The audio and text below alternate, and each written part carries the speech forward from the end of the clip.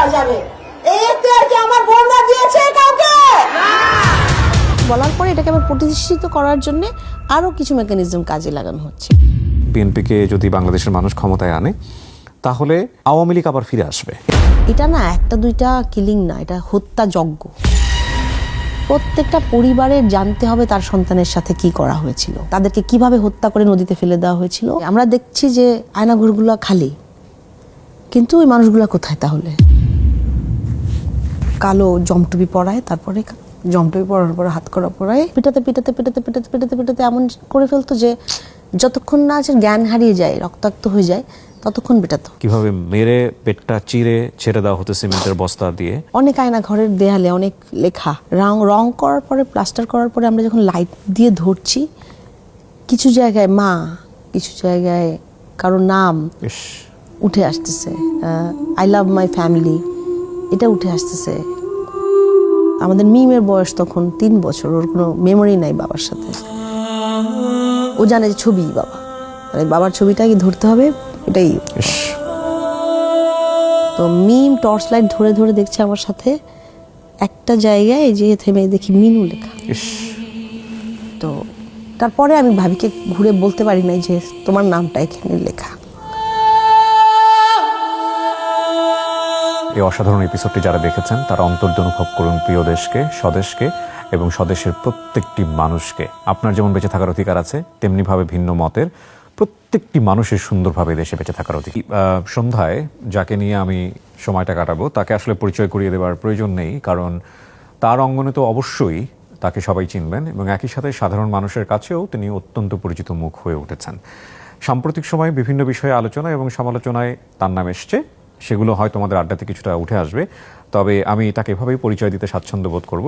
সেটা হচ্ছে তিনি একজন মানবাধিকার কর্মী এবং বর্তমানে বিএনপির ঢাকা 14 আসন থেকে, যদি ভুল না বলে থাকি, স্টিল সে মিসিং, রাইট? একটু পরিবার নিয়ে শুনতে চাই। আমরা মধ্যবিত্ত পরিবারে বড় হয়েছি। আমার বাবা ছিলেন সিভিল এভিয়েশনে স্টেট অফিসার। তো আর আমরা 3 ভাই 3 বোন এবং আমরা জয়েন্ট ফ্যামিলি, এখনো জয়েন্ট ফ্যামিলি। ওকে। তো সেখানে আমার বড় হয়ে ওঠা হচ্ছে তেজগাঁয়ে, শাহিনবাগে। আমি শাহিন স্কুলের স্টুডেন্ট। জি।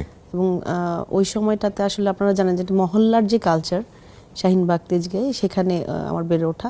তখনকার মানুষের মধ্যে আসলে সামাজিক যেই বন্ধনটা ছিল, এবং আপনি জানেন আমি সবার ছোট, তো 5 ভাই বোন, তাদের যেই গণ্ডি ছিল বা সারাউন্ডিংস ছিল, বন্ধু বান্ধব ছিল, আব্বার কাছে যারা আসতেন, সকলে মিলে আসলে একটা ভিন্ন রকমের পরিবেশ ছিল, যেটা আমরা পরবর্তীতে আর আমাদের সন্তানদেরকে দিতে পারিনি।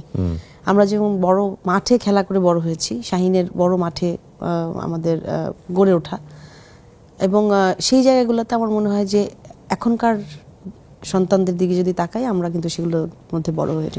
আরেকটা যেটা, মানুষের সাথে থাকা, মানুষের সাথে কাজ করা, এই জিনিসগুলো আসলে শিখেছিলাম ভাইয়াদের সাথে, বাবার সাথে।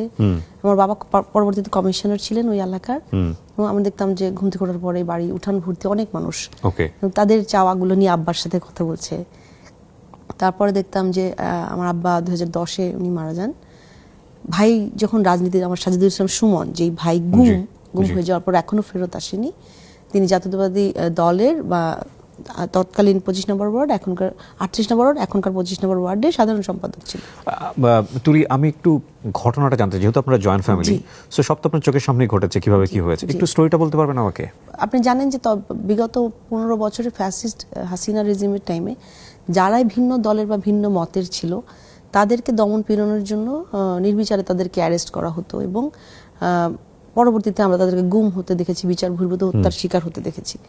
আমার ভাইয়ের ক্ষেত্রে যেটা হলো, যে ইলেকশন পূর্ববর্তী সময়টাতে, যেমন 2014 5ই জানুয়ারির যে ইলেকশন ছিল, তার ঠিক আগের সময়টাতে নভেম্বর ডিসেম্বরে ঢাকা থেকে প্রায় 22 জনকে বিভিন্ন আইন প্রয়োগকারী সংস্থা তুলে নিয়ে যায়।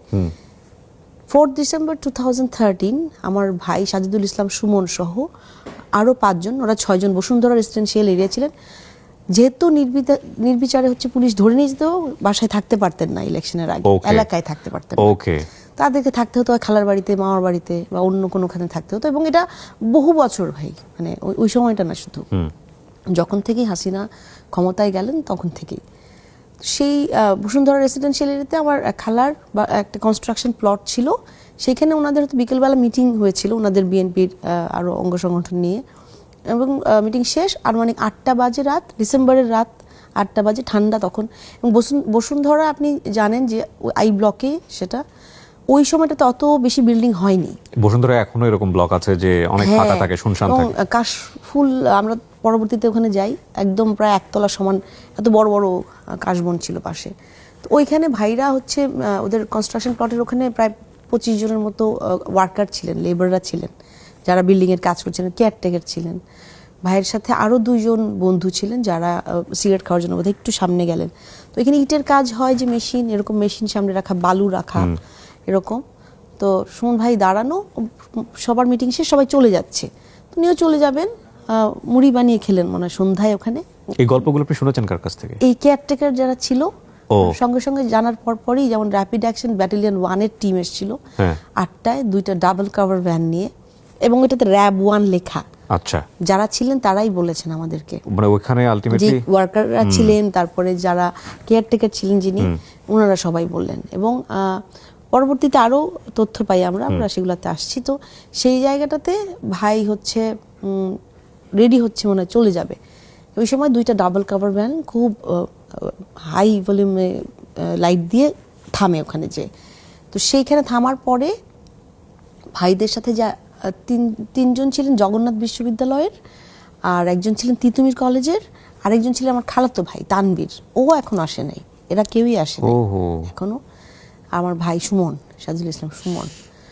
তো এসে র্যাব যেটা করলো, ওখানে নামার পরে প্রত্যেকটা ওয়ার্কার যে দাঁড়ানো না, তাদের প্রত্যেকের পেছনে হচ্ছে তারা দাঁড়িয়ে গেল 1 to 1, এবং উইথ ইউনিফর্ম, উইথ আর্মস, এবং প্রত্যেককে কাউকে কোনোখানে মুভমেন্ট করতে দেওয়া যাচ্ছে না।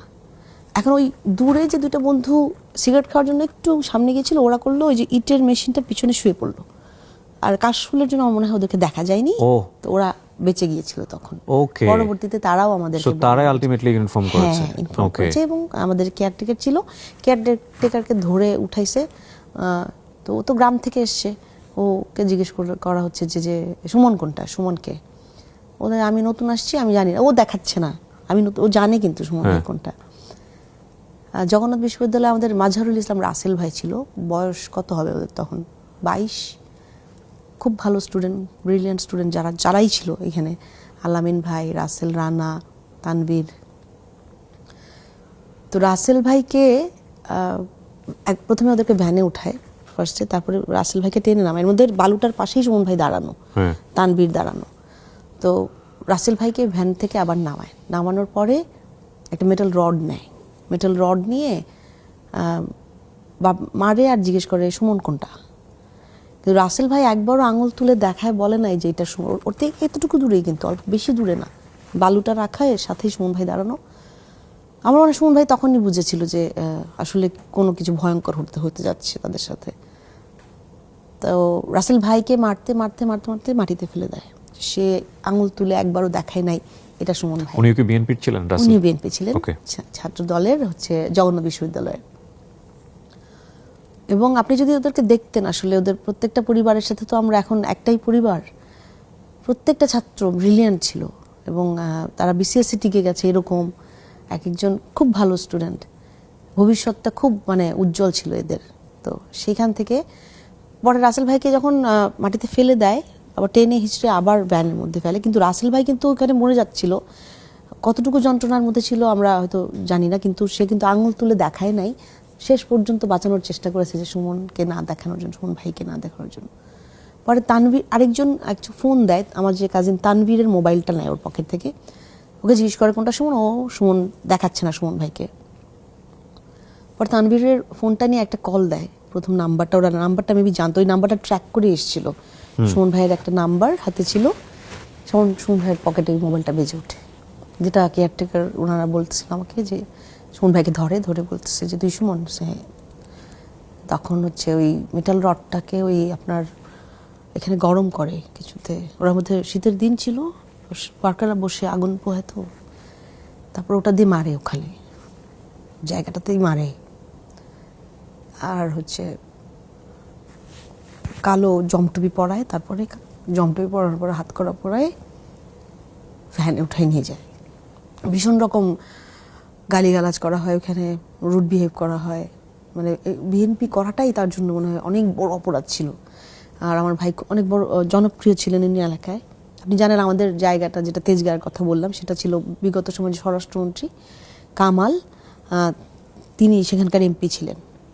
এবং ওই জায়গাটাতে সুমন ভাইরা অনেক স্ট্রং সংগঠক ছিলেন এবং দেখা যেত যে তারা ডাক দিলে 1000 মানুষ একসাথে হয়ে যায়, তাদের কথা আসলে শোনে সমাজের মানুষজন।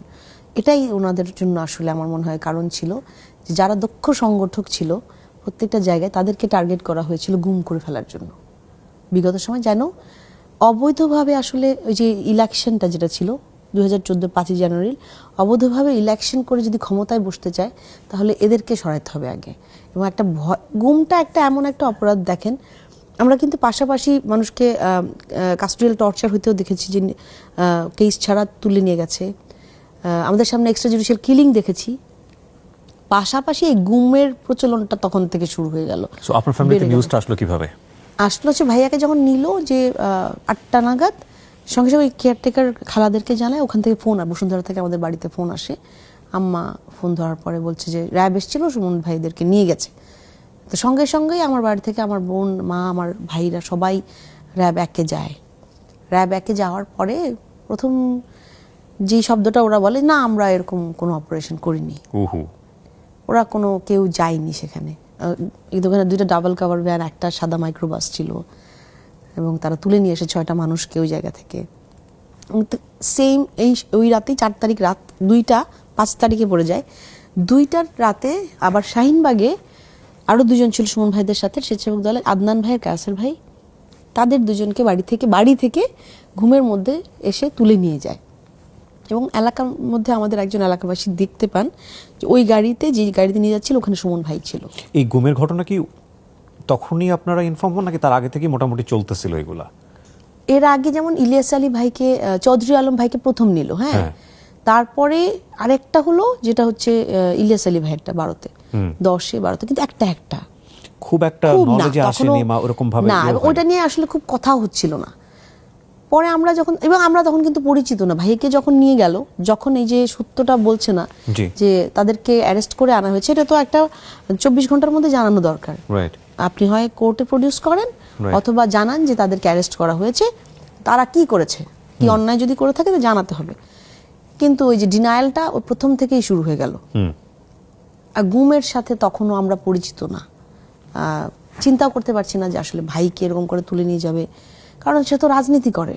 হ্যাঁ, আর আরেকটা যেটা আমি বলতে চাই যে ক্রাইমও তো করে না, বাট আর যদি কেউ ক্রিমিনালও হয় তারও কারো এখতিয়ার নেয়, সে আইনের বাইরে যে তাকে আসলে তুলে নিয়ে যে অবৈধভাবে সিক্রেট ডিটেনশন সেলে রেখে দেওয়ার জন্য। ফোন আসার পরে আমরা সবাই পরিবার ওই যে রাতে যায়, পরের দিন কেটে যায়, 1.5 দিন 2 দিন হয়ে যায়, আমার পরিবার দাঁড়ায় ছিল র্যাব 1-এর সামনে। আপনারা এখন জানেন যেটা TFI cell, secret detention cell পাওয়া গেছে সেখানে। সো ওই TFI সেল এখন ইনভেস্টিগেশনে অনেক কিছু উঠে আসছে যে র্যাব 1-এ ভাইদেরকে নিয়ে যাওয়ার পরে হেডকোয়ার্টারের নির্দেশে তাদেরকে TFI সেল রাখা। কিন্তু আমার মাকে, আমার পরিবারকে বারবার বলা হয় যে এরকম কোনো অপারেশন হয়নি, তারা খুঁজে দেখবে, কোথায় জানে না। 3 দিন পার হয়ে যায়, তখন আমরা জেনারেল ডায়েরি করতে যাই থানায়, একটা মামলা করতে চাই, আমার মা নেয় না, মামলা অ্যাকসেপ্ট করে না। কারণ হচ্ছে আমাদেরকে বলা হয় যে যদি আপনি বলেন বাসা থেকে বের হয়ে নিখোঁজ হয়ে গেছে তাহলে আমরা মামলা নিব, কিন্তু আপনি যদি বলেন যে র্যাব তুলে নিয়ে গেছে তো আমরা তো সত্যিটা বলতে হবে, তো সেটার জন্য আর মামলা অ্যাকসেপ্ট করে না। এবং আপনি জানেন যে আমাদের কোনো লিগ্যাল কোনো ইয়ে হচ্ছে না, ডকুমেন্টেশন হচ্ছে না যেটার এগেনস্টে তারা ইনভেস্টিগেশন আমার প্রসিড করবে। রাষ্ট্রীয় বাহিনী কর্তৃক যখন তুলে নিয়ে যাওয়া হয় তখন আমার মনে হয় যে তারা এভাবেই আসলে মেকানিজমটা চালায়। এবং তুলে নিয়ে আসার পর থেকে আমার মা প্রতিদিন সকালবেলা যেত, আমার মা এখন 75, তারও বেশি এখন, সকালবেলা যেত প্রতিদিন রাত 8টা-9টার সময় পর্যন্ত র্যাব অফিসের বারান্দায় বসে থাকতো, অপেক্ষা রুম যেটা, অপেক্ষা রুমটাতে বসে থাকতো। তাকে র্যাবের CO ছিল তখনকার, আরও যারা অফিসার্স ছিল ওখানে, তাকে জিজ্ঞেস করতেন আপনি সুমনের মা, খুঁজে দেবো আমরা, দেখছি, অনেক কিছু বলতো। এখন যেটা ইনভেস্টিগেশনে আপনারা দেখেছেন যে আয়না ঘর গুলো বের বের হয়ে আসে। আমার মা যেই রুমটাতে অপেক্ষা করতো সেই বারান্দা থেকে টিএফআই সেলের যেই শেডটা দেখা যায়, টিনের চালটা, যেখানে এখন বলা হয় যে ভাইদেরকে রাখা হয়েছিল, সেইটা হচ্ছে হয়তো 30 কদম দূরে, বাউন্ডারির একটা অংশ, র্যাব 1-এর ভিতরে। আমার মা বারবার ওখানে বসে বলতো যে আমার ছেলে এখানে আছে, আমি আমার ছেলেকে নিয়ে যাব, আমার ছেলেকে ফেরত দেন। আমার মা বিগত ওই সময় থেকে, ওই প্রথম দিন থেকে যে বলা শুরু করেছেন আমার ছেলেকে ফেরত দেন, এখনো আজকে পর্যন্ত আমার মা এটাই বলে, আপনারা দোয়া করেন আমার ছেলেকে দেখছেন কিনা, আমার ছেলেকে ফেরত দেন। আমরা আমার মাকে বলতে পারি নাই যে র্যাব তুলে নিয়ে যাওয়ার পরে, গুম হয়ে যাওয়ার পরে যেই মানুষগুলো এখনো ফেরত আসে নাই, আমার ভাইয়ের মতো, সাদুল ইসলাম সুমনের মতো, তার সাথেই তো 8 জন ছিল। তারপরেও ঢাকার আরো সব পরিবার, কেউই ফিরে আসেনি, কেউ ফিরে আসেনি। এবং আপনি জানেন আমরা হচ্ছে 2014 থেকে, তখন আমরা দেখলাম যে কোনো ইনভেস্টিগেশন হচ্ছে না এবং লিগ্যাল অ্যাকশনে যাচ্ছে না, তখন বুঝতে পারছে আস্তে আস্তে যে না, এটা গুম হয়ে যাচ্ছে। তখন মানে একই ধরনের আচরণ সবার সঙ্গে করা হচ্ছে, হ্যাঁ, লাইক জিডি নেওয়া হচ্ছে না, মামলা নেওয়া হচ্ছে এবং না, এইভাবে তুলে নিয়ে যাওয়া হচ্ছে ওকে। বাড়ি থেকে। এইভাবে এই মেকানিজমটা কোয়াইট সিমিলার, জমটুপি পরানো, হাতে ধরে তুলে নিয়ে যাওয়া এবং পরবর্তীতে পরিবারকে না জানানো যে এরা কোথায় আছে। তো সেই সময় থেকে আমার এই সবগুলো ঘটনা ম্যাসিভ ভাবে হয় জাস্ট ইলেকশন পূর্ববর্তী সময়গুলো। ইন্টারেস্টিংলি বাংলাদেশের কোনো মিডিয়া তো এগুলো নিয়ে কথা বলেনি, কেউ কথা বলেনি, একদম বড় বড় শীর্ষ নিউজ থেকে শুরু করে কেউ কথা বলেনি। এবং আমি যদি ভুল না বলে থাকি তাহলে এটার প্রথম মানে মিডিয়াতে আসলো এটা দেশের বাইরের কোন একটা প্রতিষ্ঠান, সম্ভবত নেত্র নিউজ, আমি যদি ভুল না বলে নেত্র থাকি। নিউজ একটা ডকুমেন্টারি করে, বাট এর মধ্যে মনে করেন আপনার 30-40টা নিউজ পেপারের মধ্যে একটা কি দুইটা হয়তো কোনো নিউজ করেছে। আমরা কোনো মানববন্ধন করলাম, প্রেস কনফারেন্স করলাম, আমরা হয়তো অনলাইনে দিচ্ছি, সেটা হয়তো মানুষ দেখতে পাচ্ছে, কিন্তু কেউ কেউ ছোট করে একটা নিউজ করে দিচ্ছে, সেগুলো এসেছিল। মানে এই বিষয়গুলো কি তারা অবগত ছিলেন? মানে সামহাউ মিডিয়াতে যেতেন আপনারা মিডিয়াতে? হ্যাঁ, আমরা যেমন আমরা প্রেস কনফারেন্স করতাম, আমরা প্রেস ক্লাবেই তো করতাম, রাইট। হ্যাঁ। পরবর্তীতে আবার অনেক জায়গা দিত না আমাদেরকে দাঁড়ানোর জন্য, কোনো ভেন্যু দেয়া হতো। তৈরি হওয়ার স্টোরিটা একটু জানতে চাই, যে আপনি মুখ্য সমন্বয়ক, আমি যদি ভুল না বলে থাকি। আমি হচ্ছি অর্গানাইজার, আমার মা প্রতিষ্ঠাতা হাজেরা এই খাতুন। চিন্তাটা আসলো কিভাবে মাথায়? আমার মায়ের থেকে মা প্রথমে খুব সাহস তার, তিনি সন্তানের কোনো উত্তর তো পাচ্ছেন না, আসলে খুঁজে পাচ্ছেন না, এবং উনি জানেন যে এই বাহিনী তুলে নিয়ে, র্যাব তুলে নিয়ে আসছে, এবং যথেষ্ট পরিমাণ প্রমাণাদি ছিল ওখানে, সবাই দেখেছে, তাদের সামনে থেকে যেই ভ্যানটা এসছে ওটার নাম্বারটা শহর জানায়, মানে বলেছে আমাদেরকে।